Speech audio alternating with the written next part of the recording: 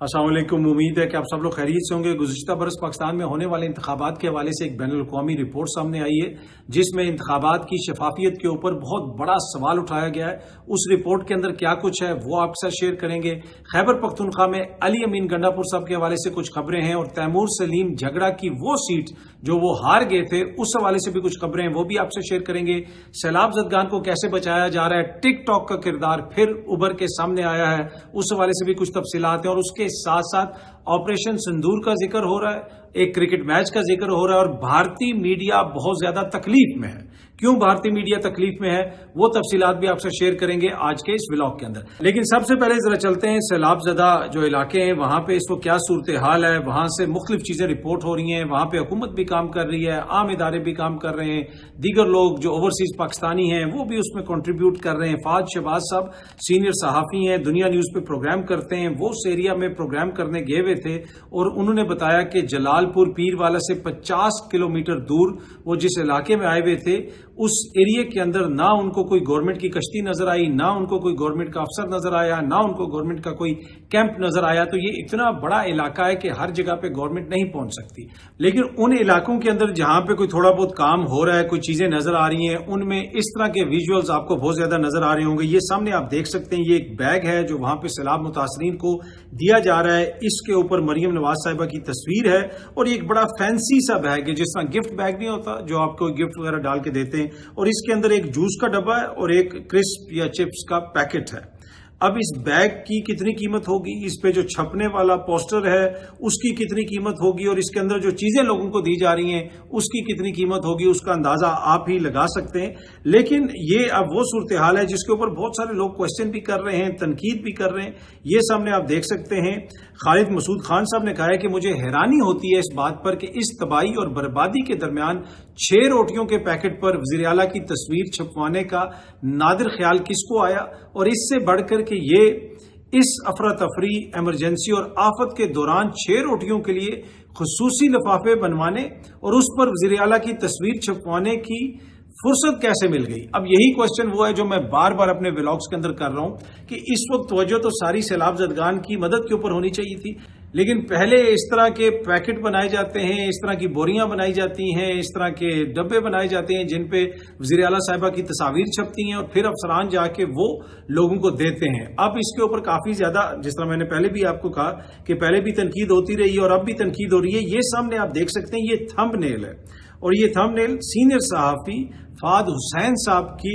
Vlog का thumbnail है और जो उन्होंने ट्विटर के ऊपर शेयर किया हुआ था, अपना व्लॉग का लिंक वगैरह भी वो यूट्यूब पे अपना व्लॉग करते हैं फाद हुसैन साहब, उसमें उन्होंने लिखा हुआ है please stop this, do your work, और उर्दू में लिखा हुआ है टिक टॉक की सरकार। और अगर आप इस व्लॉग को सुने तो उसमें फाद हुसैन साहब ये कह रहे हैं कि यार ये आपका काम है, आपने अपना काम करना है, ओवर किल ना करें। ये जो डिजिटल ओवर किल आप कर रहे हैं या डिजिटल ओवर क्लेवरनेस करने की कोशिश कर रहे हैं, ये बैक फायर करेगी। ये वही चीज है, एग्जैक्ट चीज है जिसके हवाले से मैंने जो पहला व्लॉग बनाया था जो ही सैलाब आया था और जब ये तस्वीर सामने आनी शुरू हुई थी, पहले व्लॉग में मैंने कहा था कि ये चीज इतने बुरे तरीके से बैक फायर करेगी क्योंकि जब आपकी तस्वीर हर जगह पे होगी तो लोगों तक इमदाद तो उस तरह पहुंच नहीं रही, कोई तस्वीर एक आधी पहुंच जाएगी और फिर लोग सारा ब्लेम जो है वो आपके ऊपर डालेंगे। और इस वक्त आप चले जाएं, जाके वहां पे लोगों से बात करें, लोग हुकूमत के हवाले से क्या कह रहे हैं वो सब कुछ आपके सामने है। लेकिन फाद हुसैन साहब भी ये कह रहे हैं कि भाई ये कौन सी टिकटॉक की सरकार है कि हर चीज आपने टिकटॉक के ऊपर करनी है, हर चीज के अंदर आपने वीडियो बनानी है, किसी बच्चे को कोई पानी पिलाना है, किसी को कोई जूस देना है, जो कुछ भी करना है उस पर आप लोगों ने अपनी तस्वीर लगानी है। अब इसके ऊपर बहुत ज्यादा तनकीद हो रही है और वो लोग जो जनरली नून लीग की हुकूमत पर तनकीद नहीं करते, बहुत सारे ऐसे लोग हैं सोशल मीडिया पे आप जाएं तो वो भी अब क्वेश्चन कर रहे हैं कि यार इसकी क्या, इसके पीछे लॉजिक है, इसके पीछे कौन सी ऐसी मंतक है कि जिसके मुताबिक, जिस मंतक के मुताबिक ये चीजें की जा रही हैं कि एक तरफ लोगों की वहां पे बुरी हालत है और दूसरी तरफ जनाब पैकेट्स के ऊपर वज़ीर आला साहिबा की तस्वीर छापी जा रही हैं और वो मीडिया के ऊपर उसकी तशहीर की जा रही है, यानी सोशल मीडिया के ऊपर, और लोगों को वो पैकेट दिए जा रहे हैं जिसपे उनकी तस्वीर है। اسی حوالے سے ایک ٹی وی پروگرام میں گفتگو کرتے ہوئے سینئر سیاستدان دانیال عزیز صاحب نے، جو نون لیگ کے دور میں منسٹر بھی رہ چکے ہیں، انہوں نے کہا کہ میرے حلقے میں کوئی اگر ذاتی حیثیت میں بھی سیلاب زدگان کی مدد کرنا چاہتا ہے تو اسے بھی کہا جاتا ہے کہ اس پر مریم نواز کی تصویر لگاؤ۔ میرے حلقے میں گاؤں کے لوگ ایسا نہ کرنے پر گرفتار کیا گیا گاؤں کے لوگوں کو، یہ انہوں نے کلیم کیا اور ان کی 2 دن بعد ضمانت ہوئی۔ یہ دانیال عزیز صاحب نے ٹی وی پہ بیٹھ کے کہا کہ جناب ہر کسی کو کہا جا رہا ہے کہ آپ مریم بی بی کی تصویر لگائیں، وزیر اعلیٰ صاحبہ کی تصویر لگائیں، لیکن آپ اس سے اندازہ لگا سکتے ہیں کہ فہد حسین صاحب جیسا جو سیزنڈ جرنلسٹ ہے، سینئر صحافی ہے، وہ بھی اپنے تھم نیل میں اب لکھ رہا ہے کہ ٹک ٹاک کی سرکار کے بھائی فار گاڈ سیک انف از انف، اپنا کام کریں، اس کام کو تشہیر کرنے کی آپ کو اس طرح ضرورت نہیں ہے۔ آپ اے سی ڈی سی آپ جو بھی ہیں، آپ کو ٹک ٹاک بنانے کی کیا ضرورت ہے، ویڈیوز بنانے کی کیا ضرورت ہے؟ جو آپ کی ڈیوٹی ہے آپ وہ ڈیوٹی کریں۔ اب ویسے وزیر اعلیٰ صاحبہ گراؤنڈ پہ تو موجود ہیں، یہ ویڈیو آپ دیکھ سکتے ہیں کہ بالکل عوام کے بیچ میں ہیں حکمران، یہ دیکھیں عوام اور حکمران بالکل ایک ساتھ، بالکل گراؤنڈ کے اوپر عوام کے بیچ میں کھڑے ہو کے جو ہے مریم بی بی ان کو تسلی بھی دے رہی ہیں اور وہ کہہ رہی ہیں کہ سب کے نقصانات کو دور کیا جائے گا اور عوام کو لک آفٹر کیا جائے گا۔ تو یہ تو ایک مثال بڑی اچھی ہے کہ حکمران بالکل دیکھیں بالکل عوام کے بیچ میں کھڑے ہیں۔ اچھا جی، زیغم خان صاحب ہیں، سینئر صحافی ہیں، ان کا یہ کہنا ہے کہ میں یہ مطالبہ کرتا ہوں، یعنی زیغم خان صاحب یہ مطالبہ کرتے ہیں کہ ریٹائرڈ جج صاحبان کو 10 ہاتھی، 100 غلام، 50 کنیزیں بھی عوام کے ٹیکس سے دی جائیں تاکہ آخری عمر میں دل بہلا رہے۔ جی ہاں جی، یہ انہوں نے بات کی۔ اب جج صاحبان کی وہ جو سیکیورٹی کے حوالے سے خبر آئی تھی، اس کے بعد سے کافی زیادہ تنقید ہو رہی ہے۔ خواجہ اسعد رفیق صاحب نے بھی اس پہ بات کی، خواجہ آصف صاحب نے بھی اس کے اوپر ٹویٹ کیا، لیکن اس کے اوپر سپریم کورٹ کی جانب سے بھی وضاحت آئی ہے کہ یہ رولز اینڈ ریگولیشنز کے مطابق ہے اور جو حکومتی سطح پہ چیزیں منظور ہوئی ہیں انہی کے مطابق، اسی انٹائٹلمنٹ کے مطابق یہ سرکولر جاری کیا گیا ہے کہ ان جج صاحبان کو سیکیورٹی دی جائے، کیونکہ جس طرح کی ان کی جاب ہے، جاب کی نوعیت ایسی ہے کہ ان کی زندگی کو خطرہ بھی ہوتا ہے اور سروس کے بعد بھی انہوں نے مختلف مقدمات کے اندر فیصلے کیے ہوتے ہیں جن کا اثر جو ہے وہ ریٹائرمنٹ کے بعد بھی قائم رہتا ہے اور ان کی زندگی کو خطرہ ہو سکتا ہے، تو اس وجہ سے وہ سیکیورٹی کی بات کرتے ہیں۔ پر اینی وے زیغم خان صاحب نے کہا ہے کہ جناب ان کو ہاتھی بھی دیے جائیں، کنیزیں بھی دی جائیں، ساتھ غلام بھی دیے جائیں تاکہ ان کا دل بہلا رہے۔ اچھا، اسی چیز کے اوپر جب خواجہ سعد رفیق صاحب نے ٹویٹ کیا تھا، اس کے اوپر ندیم افضل چند صاحب نے لکھا ہے کہ اشرافیہ کو بھائی کون سمجھائے گا، یا نیپال بننے کا انتظار کرنا پڑے گا۔ اب ہر کوئی نیپال کی مثالیں دے رہا ہے کہ بھائی یا تو آپ خود سمجھ جائیں یا پھر آپ نیپال بننے کا انتظار کریں، کہ جیسے عوام کی حالت ہے کہ عوام تک جوس کے ڈبے نہیں پہنچ رہے، عوام تک جو چیزیں پہنچ رہی ہیں وہ ہمارے سامنے ہیں۔ سیلاب کے اندر جو ان کی حالت ہے، ہم ان کو بجلی کے بلوں میں ریلیف اس طرح نہیں دے سکتے، گورنمنٹ ان کے بجلی کے بل معاف نہیں کر سکتی IMF کی منظوری کے بغیر۔ یہ آپ کی اکنامک حالت ہے، اور ایسی اکنامک حالت کے اندر اگر اشرافیہ یعنی حکمران اشرافیہ جس میں بیوروکریسی بھی شامل ہے، ان کی اتنی مراعات ہوں گی تو لوگ اس کے اوپر تنقید تو کریں گے۔ تو اسی وجہ سے ندیم افضل چند صاحب نے بھی کہا ہے کہ بھائی ان کو کون سمجھائے، یا پھر ہم سب انتظار کریں کہ یہاں پہ بھی کوئی نیپال جیسا سانحہ ہو۔ 11 ستمبر کو قائد اعظم کی برسی تھی، بہت زیادہ ہم نے ٹی وی پہ اس طرح پروگرامز نہیں دیکھے، بہت زیادہ اس طرح شور نہیں دیکھا، میڈیا میں بھی اس طرح زیادہ کوریج نظر نہیں آئی، اخبارات کے فرنٹ پیج پہ بھی ہمیں کوئی بڑے بڑے اشتہارات نظر نہیں آئے۔ قائد اعظم کی برسی تھی، اس کے اوپر آپ ون ایکسپیکٹ کہ اگر جو حکومتیں اتنے زیادہ اشتہارات دیتی ہیں، پورے فرنٹ پیج کے اوپر اشتہارات ہوتے ہیں، تو قائد اعظم کی برسی کے اوپر تو بہت کچھ ہوگا، بڑی میڈیا کمپین ہوگی، لیکن اس طرح ہمیں کچھ نظر نہیں آیا۔ اخبارات میں اشتہارات چھپے اور وہ بھی بیک پیج پہ آدھے صفحے کا اشتہار چھپا اور حکومت پنجاب کی جانب سے چھپا، یہ سامنے آپ دیکھ سکتے ہیں، جس میں وزیر اعلیٰ پنجاب مریم نواز شریف اور عوام کی طرف سے قائد اعظم کو خراج تحسین پیش کیا گیا، اور اس اشتہار میں بھی اوپر سائڈ پہ مریم بی بی کی بھی وہ تصویر جو ان کا لوگو سو ہے بنا ہوا ہے، جو ان کی تصویر ہے، وہ تصویر بھی اس اشتہار میں ساتھ چھپی ہوئی ہے۔ لیکن بڑا کوشچن وہی ہے کہ ماضی میں آپ نے دیکھا کہ جب بھی قائد اعظم کی برسی ہوتی تھی، ہم اسکولوں میں ہوتے تھے تو بہت سارے کمپٹیشنز ہوتے تھے، اسکول کے اندر تقریری مقابلے کیے جاتے تھے، اور باقاعدہ طور پہ اس پہ چھٹی بھی ہوتی تھی، اور چھٹی والے دن جو ہے وہ بہت سارے فنکشنز ارینج کیے جاتے تھے، حکومتی سطح پہ فنکشنز ہوتے تھے، لیکن اس دفعہ ہمیں اس طرح چیزیں نظر نہیں آئی، شاید ہوئی ہوں، ہماری نظر سے نہ گزری ہوں۔ اگر آپ نے اس طرح کی کوئی بڑا فنکشن، کوئی بڑی اس طرح کی میڈیا کوریج، مسلسل بہت سارے پروگرامز وغیرہ دیکھے ہوں تو ضرور کامنٹ کر کے ہمیں بتائیے گا۔ اچھا جی، پشاور ہائی کورٹ کی جانب سے جو ایک رسید ملتی ہے جب بھی کوئی آپ پٹیشن وغیرہ جمع کرواتے ہیں یا کوئی ایسی چیز، جو علی امین صاحب کا اس پہ نام لکھا گیا تھا اردو میں، اس میں ایک الف مسنگ تھا. یعنی علی امین صاحب کا نام آپ کو پتا ہے گنڈا پور ہے، گاف نون ڈال الف ڈا، گنڈا پور. تو اس میں جو ڈا کے بعد الف ہے وہ مسنگ تھا، جس کی وجہ سے شاید ان کے نام کا جو ہے تھوڑا سا معنی تبدیل ہو گیا. مجھے اس کی صحیح سمجھ تو نہیں آئی، پر اینی وے اس کے اوپر پھر وہ سوشل میڈیا پہ لوگوں نے کافی زیادہ اس پہ احتجاج بھی کیا اور لوگوں نے اس نام کو شیئر بھی بار بار کیا، جس کے اوپر اب وزیر اعلیٰ خیبر پختونخوا علی امین گنڈا پور صاحب کا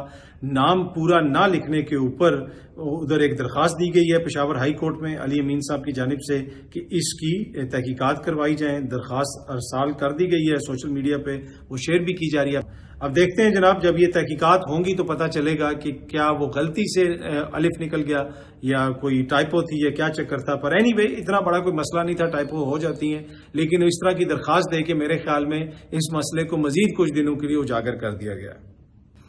اچھا جی، خیبر پختونخوا میں جو تیمور سلیم جھگڑا صاحب کی سیٹ ہے، تیمور سلیم جھگڑا صاحب کہتے ہیں کہ میں فارم 45 پہ جیتا ہوں، اور تیمور سلیم جھگڑا صاحب بڑے میٹیکولسلی اپنے کیس کو فالو کر رہے ہیں اور وہ لگے ہوئے ہیں، وہ جسے کہتے ہیں نا کہ بس وہ دے ہی جا رہے ہیں اپنا ٹائم، اپنا انرجی اور سب کچھ. آبویسلی بڑا ڈریننگ ہوتا ہے، اتنا آسان نہیں ہوتا کہ اتنا ٹائم گزر گیا ہے ٹریبیونل سے تو اس طرح فیصلے بھی نہیں آ رہے. لیکن انہوں نے ایک اور کام کیا، انہوں نے یہ کہا کہ اس میں جو پریزائڈنگ آفیسرز تھے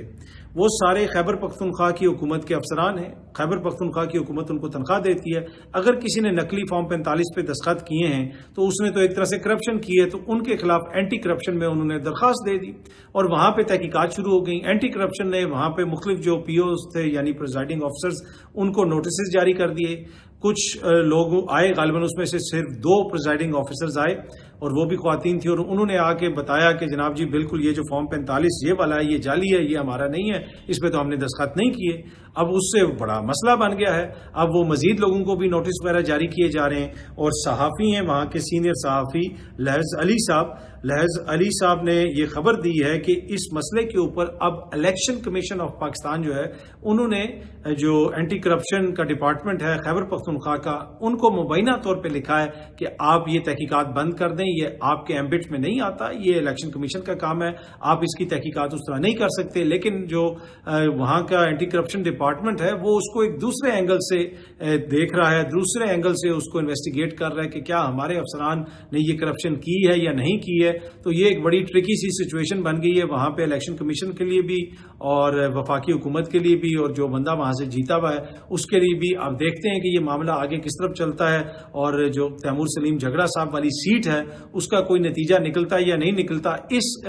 یہ جو تحقیقات ہو رہی ہیں، اینٹی کرپشن جو تحقیقات کر رہا ہے، اس سے یہ نہیں ہوگا کہ جناب کے الیکشن کمیشن کی طرف سے کوئی ایسا فیصلہ آ جائے گا کہ تیمور سلیم جھگڑا صاحب کو سیٹ مل جائے گی. لیکن یہ جو ساری مبینہ وہاں پہ دھاندلی ہے وہ ریکارڈ پہ آ جائے گی. اور کافی حد تک جو ہے میرے خیال میں شروع میں لوگوں نے اس کو انڈر ایسٹیمیٹ کیا جب تیمور سلیم جھگڑا صاحب نے جا کے وہاں پہ درخواست دی. شاید وہ ایکسپیکٹ نہیں کر رہے تھے کہ چیزیں آگے سے کیسے انفولڈ ہوں گی. تو میرے خیال میں کلیور موو تھا تیمور سلیم جھگڑا صاحب کا. اب دیکھتے ہیں کہ یہ معاملہ آگے کس طرف جاتا ہے. ایک خبر خیبر پختونخوا سے یہ بھی آ رہی تھی کہ علی امین گنڈا پور صاحب نے کسی میٹنگ کے اندر یہ کہا ہے کہ میرے اوپر پی ٹی آئی نے کوئی احسان نہیں کیا، میری وزارت اعلیٰ اگر اس وقت قائم ہے تو وہ اسٹیبلشمنٹ کی وجہ سے قائم ہے. اور کچھ لوگوں نے سوشل میڈیا کے اوپر اس طرح کی خبریں شیئر کی ہوئی تھی کہ علی امین صاحب کہہ رہے ہیں کہ میں اگر وزیر اعلیٰ ہوں تو وہ عمران خان کی وجہ سے نہیں، اسٹیبلشمنٹ کی وجہ سے ہوں. اس پہ مختلف ورژن، مختلف لوگ اس پہ باتیں کر چکے ہیں. لیکن جو میں نے بات کی ہے مختلف لوگوں سے اور انہوں نے جو مجھے بتایا ہے، علی امین صاحب نے ایسی بات نہیں کی. وہاں پہ جو بات ہو رہی تھی وہ کسی اور کانٹیکسٹ میں بات ہو رہی تھی.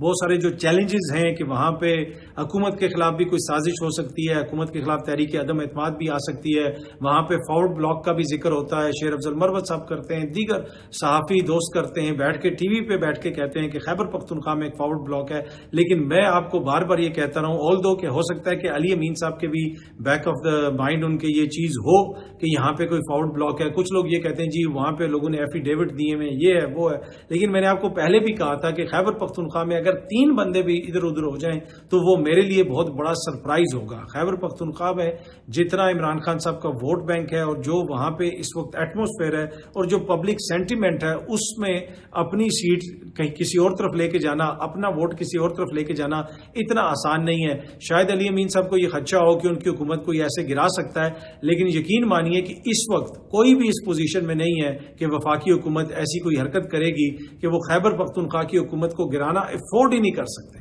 افورڈ ہی نہیں کر سکتے. یہ ہو ہی نہیں سکتا. میں بار بار آپ کو کہہ رہا ہوں، اگر اس وقت اس نظام کی کوئی گارنٹی ہے تو وہ خیبر پختونخوا کی حکومت ہے. جس دن خیبر پختونخوا کی حکومت گر گئی، وفاق کے اندر حکومت کا چلنا جو ہے وہ بالکل محال ہو جائے گا. اتنا آسان نہیں ہوگا وفاق کے اندر ان کے لیے حکومت چلانا، اور صوبے کو بھی سنبھالنا کوئی خالہ جی کا گھر نہیں ہوگا. تو اس وجہ سے اگر کوئی یہ سمجھتا ہے کہ جی علی امین صاحب کی حکومت گرا دی جائے گی، اور اگر علی امین صاحب خود بھی یہ سمجھتے ہیں کہ ان کو ڈر ہے کہ ان کی حکومت گر جائے گی، مجھے نہیں لگتا کہ کوئی تحریک عدم اعتماد اس طرح آئے گی اور کوئی فارورڈ بلاک بن جائے گا اور وہ علی امین صاحب کی حکومت کو وہ گرا دیں گے. لیکن یہ جو خبر رپورٹ ہو رہی تھی کہ علی امین صاحب کہتے ہیں کہ جی میں ان کی وجہ سے وزیر اعلیٰ بنا ہوں، ایسی بات نہیں ہے. باقی علی امین صاحب پہ تنقید کرنے کے لیے اور بہت ساری چیزیں ہیں. نجم سیٹھی صاحب نے بھی کہا ہے کہ بات یہ ہے، حقیقت یہ ہے کہ علی امین عمران خان صاحب کی بات نہیں مان رہا، اور وہ جو خان صاحب اس کو کہتے ہیں وہ آگے سے وہ نہیں کرتا. اور خان صاحب بھی آہستہ آہستہ جو ہے کبھی علی امین کو دانہ ڈال کے اس طرف لے جاتے ہیں، کبھی اس طرف لے جاتے ہیں.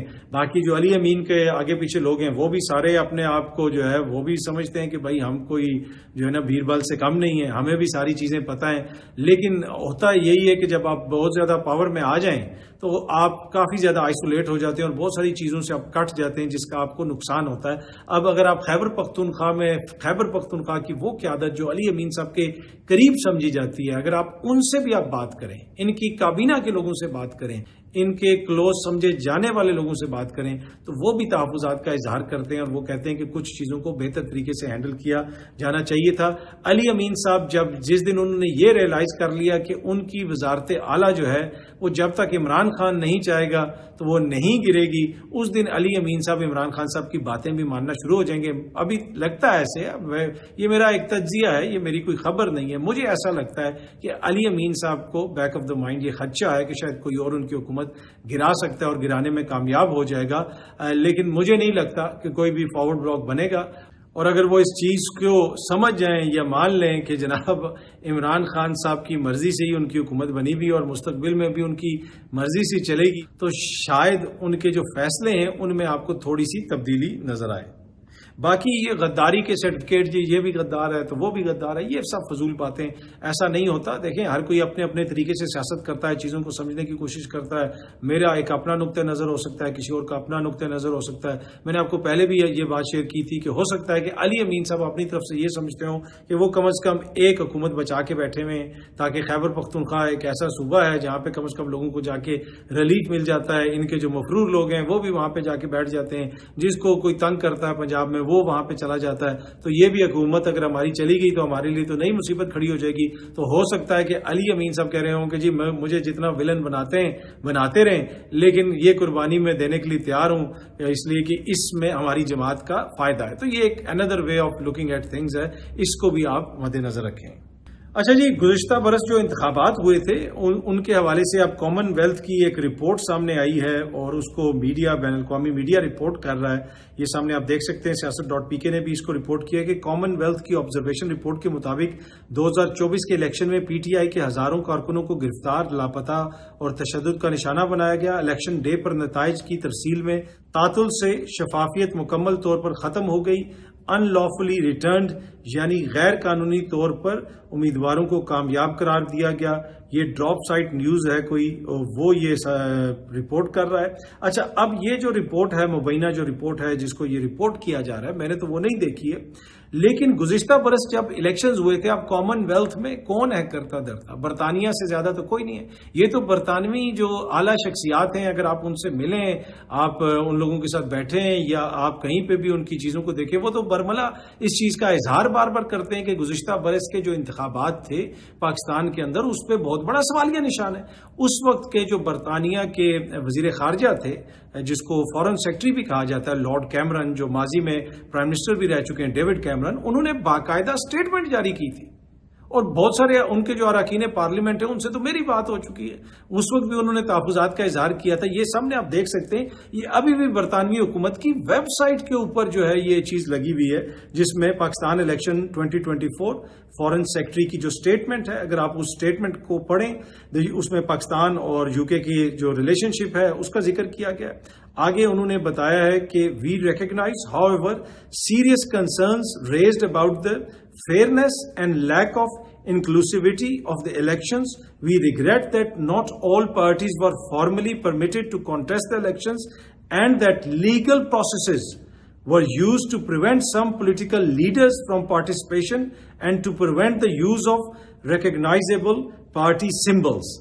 اور اس کے آگے اور بھی چیزیں، یہ وہ چیز ہے جس کے اوپر قاضی فائز عیسیٰ کو بھی بڑی تکلیف ہوئی تھی، اور قاضی فائز عیسیٰ صاحب نے جو بلے کا نشان لیا تھا پاکستان تحریک انصاف سے، ابھی تک اس فیصلے کی ریویو پٹیشن بھی نہیں آئی تھی. انہوں نے برطانوی ہائی کمیشن کو خط لکھ دیا تھا اور برطانیہ کے اوپر بڑی تنقید کی تھی، اور برطانوی سفارتکار اس کو دیکھ کے جو ہے وہ ہنس رہے تھے اور کہہ رہے تھے کہ یہ کیا مذاق ہے، is it some sort of joke, کہ چیف جسٹس جس کے سامنے ابھی مقدمہ آنا ہے، دوبارہ ریویو پٹیشن بھی آنی ہے، وہ برطانوی سفارتکاروں کو خط لکھ رہا ہے. جو یہاں پہ ان کی ہائی کمشنر ہیں ان کو خط لکھ دیا گیا، وہ خط پھر فورن آفس میں بھیجا گیا اور وہ ریکارڈ کا حصہ ہے، اور وہ شو کرتا ہے کہ کیسے پاکستان کے اندر قانون کا مذاق اڑایا جاتا ہے. پر اینی وے، اور اس کے انہوں نے آگے سے کوئی جواب بھی نہیں دیا تھا، مناسب ہی نہیں سمجھا کہ اس کا جواب دیا جائے. تو یہ بھی چیز تو اس وقت بھی برطانیہ نے کہی تھی. تو اگر کامن ویلتھ کے اندر رپورٹ کے اندر کوئی ایسی چیز ہے یا مبینہ طور پہ رپورٹ ہو رہی ہے تو میرے لیے تو وہ کوئی ایسی سرپرائزنگ چیز نہیں ہے. اسی بیان کے اندر ڈیوڈ کیمرن صاحب نے، برطانیہ کے فارن منسٹر نے، یہ بھی کہا تھا کہ ہم نے یہ بھی نوٹ کیا ہے کہ جو ریسٹرکشنز انٹرنیٹ پہ لگائی گئی تھیں اس کے ساتھ پولنگ ڈے کے اندر جو دیگر جو ہے ریسٹرکشنز تھیں، ڈیلیز تھے رپورٹنگ ریزلٹس میں، اور جو کاؤنٹنگ پروسیس تھا اس کے اندر بھی irregularities تھیں. یہ جناب اس وقت بھی انہوں نے یہ چیز کہی تھی. اور آگے انہوں نے یہ بھی لکھا تھا، the UK urges authorities in Pakistan to uphold fundamental human rights including free access to information and the rule of law. This includes the right to fair trial through adherence to due process and independent and transparent judicial system free from interference. تو اس وقت بھی انہوں نے کہا تھا کہ عدالتی نظام کے اندر انٹرفیرنس نہیں ہونی چاہیے. اگر یہ ساری چیزیں انہوں نے لکھی تھی کہ جوڈیشل پروسیس بھی فری ہونا چاہیے، لوگوں کے فنڈامنٹل رائٹس بھی پروٹیکٹڈ ہونے چاہیے، تو پھر انہوں نے یہ چیزیں اس لیے لکھی تھیں کہ ان کو یہ لگتا تھا کہ جناب یہ ساری چیزیں پاکستان کے اندر جو ہیں ان کے اوپر بہت بڑا سوالیہ نشان ہے. تو اب جو کامن ویلتھ کی رپورٹ سامنے آئی ہے، مبینہ رپورٹ، اس میں یہی ساری چیزیں کہی جا رہی ہیں. تو یہ کوئی نئی چیز نہیں ہے، برطانوی حکومت تو پہلے یہ چیز کہہ چکی ہے. اچھا جی، آخر میں جو بھارتی میڈیا ہے اس کی چیخیں بہت زیادہ جناب اس وقت سنائی دے رہی ہیں. وہ یہ کہہ رہے ہیں کہ پاکستان اور بھارت کا میچ کیوں ہو رہا ہے، اس کا بائیکاٹ کیا جائے. اور وہ بار بار آپریشن سندور کا ذکر کر رہے ہیں اور بار بار وہ کہہ رہے ہیں یہ ہے وہ ہے، اور وہ کہہ رہے ہیں کہ وہاں پہ جو لوگوں کی اموات ہوئی ہیں اور وہاں پہ جو لوگ سوگ منا رہے ہیں یہ ہے وہ ہے، یہ ان کی توہین ہے، ایسے اس چیز کی توہین ہے، اس چیز کی توہین ہے. بھائی آپ تو یہ کہتے ہیں کہ آپریشن سندور میں آپ کو بہت بڑی کامیابی ملی، تو پھر آپ کو اتنی تکلیف کیوں ہو رہی ہے؟ آپریشن کا سندور کا نام بھی بار بار لے رہے ہیں اور پھر روئے بھی جا رہے ہیں کہ جی پاکستان کے ساتھ میچ نہ کھیلا جائے. ایک طرف تو دعویٰ یہ ہے نا کہ جی آپریشن سندور میں ہمیں بڑی کامیابی ملی ہے، ساتھ ساتھ یہ باتیں کرتے تھے. اور اس وقت یہ کیا کچھ رپورٹ کرتے تھے، آپ کو یاد ہوگا کہ جی کراچی بھی تباہ ہو گیا، تو لاہور پہ بھی قبضہ ہو گیا، تو اسلام آباد بھی یہ ہو گیا، تو فلانی چیز بھی یہ ہو گئی. لیکن اب یہ آپریشن سندور کا ذکر کر کے ساتھ ہی رونا شروع ہو جاتے ہیں اور کہتے ہیں نہیں اب تو پاکستان کے ساتھ کرکٹ بھی نہیں کھیلنا. اس سے آپ اندازہ لگا لیں کہ ان کو بھی پتا ہے کہ آپریشن سندور کے اندر پاکستان نے ان کی اچھی ٹکائی لگائی ہے، پاکستان سے ان کو کافی زیادہ لطر پولا ہوا ہے. پاکستان کی آرمی نے جس طریقے سے ان کو آگے سے کاؤنٹر کیا، ایئر فورس نے جو ان کے ساتھ کیا، میرے خیال میں یہ کافی عرصے تک یاد رکھیں گے. اور ان کے رونے کی اصل وجہ وہی ہے کہ بھائی وہ آپریشن سندور میں جو ہم اتنے ذلیل ہوئے، اب ہمیں کیا ضرورت ہے کہ ہم پاکستان کے ساتھ کرکٹ کھیلیں. کرکٹ جناب وہ تو کھیل ہے، اس میں کسی کی بھی ہار جیت ہو جاتی ہے، لیکن اگر آپ جیتے ہوئے ہیں اور آپریشن سندور میں آپ کو اتنی بڑی کامیابی ملی تھی تو پھر آپ کو اتنا گلا شکوہ کیا ہے؟ پھر آپ اتنے رو رہے کیوں ہیں؟ حقیقت یہ ہے کہ حقیقت آپ کو بھی معلوم ہے کہ آپریشن جو نام نہاد سندور تھا اس میں پھر پاکستان نے آپ کے ساتھ کیا کیا، پاکستان کی افواج نے آگے سے کیسے ریٹیلیٹ کیا، وہ بڑے عرصے تک آپ یاد رکھیں گے. اور آپ کو یاد ہے، اسی وجہ سے آپ اس بائیک آؤٹ کی بات کرتے ہیں اور یہ رونا دھونا جو ہے آپ کے میڈیا پہ ہوتا ہے. بہت جلدی آپ سب دوستوں سے دوبارہ ملاقات ہوگی. Thank you very much.